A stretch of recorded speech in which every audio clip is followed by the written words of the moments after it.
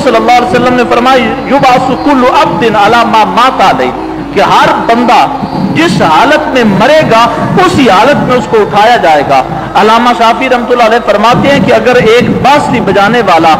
बांसुरी बजाते हुए मरेगा तो उठेगा तो बांसुरी बजा रहा होगा,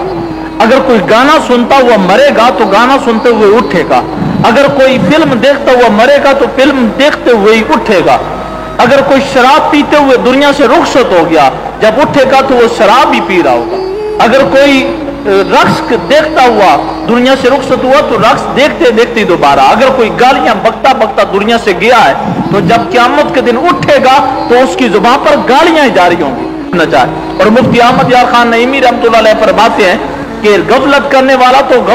गफलत की सूरत में मरता है और गाफिल होकर क़यामत के दिन उठता है, लेकिन जो अल्लाह वाले होते हैं वासिलीन मसल की हालत में उठेंगे, शागिलीन यार के शुगल में उठेंगे, जाकिरीन अल्लाह का जिक्र करते हुए उठेंगे, मुहिब्बीन अल्लाह और उसके रसूल की मोहब्बत में उठेंगे, आशिकीन अल्लाह और उसके रसूल के इश्क में उठेंगे। और मेरा वजदान ये कहता है, मेरा ईमान ये कहता है, मेरा ईकान ये कहता है, जब ये तारीख लब्बैक या रसूलुल्लाह पाकिस्तान वाले, जब ये दावत इस्लामी वाले, जब तमाम आशिकान रसूल जब उठेंगे तो इंशाअल्लाह, मरे थे तो ताजदार खत्म नबूवत जिंदाबाद, लब्बैक लब्बैक लब्बैक या रसूलुल्लाह की सदा लगाते हैं उन्होंने जामे शहादत नोश किया था। इंशाअल्लाह वही शुहदाए नामूस से रिसालत जब क़यामत के दिन उठेंगे फिर भी उनकी जुबान पर लब्बैक या रसूलुल्लाह का ही तराना होगा। इंशाअल्लाह क़यामत के दिन भी वो अल्लाह के रसूल को पुकारते हुए हुजूर की खिदमत में हाजिर हो जाएंगे। इसलिए आप कोशिश करें कि आप अपने